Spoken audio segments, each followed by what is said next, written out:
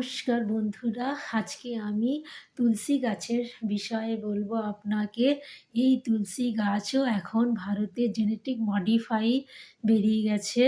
কারণ এই তুলসী গাছে কী করে বুঝবেন যে এই তুলসী গাছ জেনেটিক মডিফাই?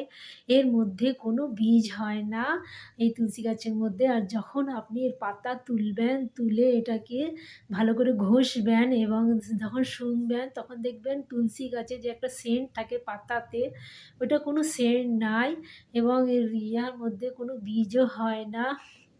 তাহলেই জানবেন যে এটি তুলসী গাছটি হচ্ছে জেনেটিক মডিফাই এবং এটি আমার বাড়ির মধ্যেই আছে। এবং যখনই আমি এই তুলসী পাতা গিলে খাই তখনই দেখছি পেটে গ্যাস হয়ে যাচ্ছে। তখন আমি বুঝতে পারছিলাম না। তারপরে আমি রামদেব বাবার ভিডিও দেখলাম যে এই তুলসী পাতা বলতে গেলে এটি বিষাক্ত তুলসী গাছ, এটি বিদেশ থেকে এসছে এবং তুলসী পাতা আমরা কিভাবে খাই না একটু গিলে খাই অনেক সময় বা থেঁতো করে খেতে হয়। এটা চিবিয়ে ভুলেও খাওয়া যায় না, কারণ এর মধ্যে পারা থাকে। এই পারা আমাদের দাঁত ক্ষয় করে দেয়। তাই জন্য এটা চিবিয়ে খাবেন না। আরেকটা ধর্মীয় কারণ থাকে যে তুলসী গাছকে আমরা মা বলে ডাকি।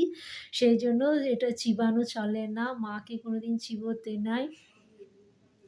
তাহলে আপনারা দেখবেন তুলসী গাছ থেকে একটু সাবধান থাকবেন যে আপনাদের ঘরে জেনেটিক মডিফাই গাছ আছে কিনা, এবং এই গাছ যদি থাকে তাহলে আপনি সরিয়ে অন্য গাছ লাগাবেন।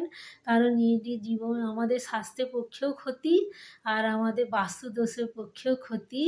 তাহলে এই বলে এখানে প্রণাম জানানো, নমস্কার।